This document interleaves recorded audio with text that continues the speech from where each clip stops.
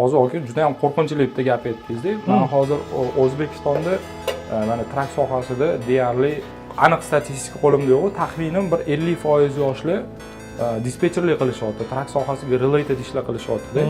Hozir ertaga sizga bitta investor kelsa, $1 million, $2 million bilan menga dispetcherlik assistentlar tayyorlab bering, Bobur aka desa.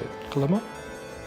Ha, biznes O'ylamaysizmi O'zbekistonda yoshlarni? o'ylayman ham, lekin qilaman ham. O'tda Chunki bu narsani men qilmasam boshqasi qiladi. o'tda yoshlarni o'ylash emas, bu yerda hozir ish yo'qolib ketish masalasi ketyapti-da, qo'rqinchli narsa. Shunaqa. Bu yerda hozir qancha odam ishsiz qolib ketishi Ko'p, dispetcher. juda ko'p. Chunki dispetcherliklarni oson, sizlarda qanaqa? Sizlarning dispetcherliklaringiz bunisiga telefon qildi, gaplashib oldi, bunga telefon qilib gaplashib oldi. Juda oson operatsiya-da bu. Juda oson.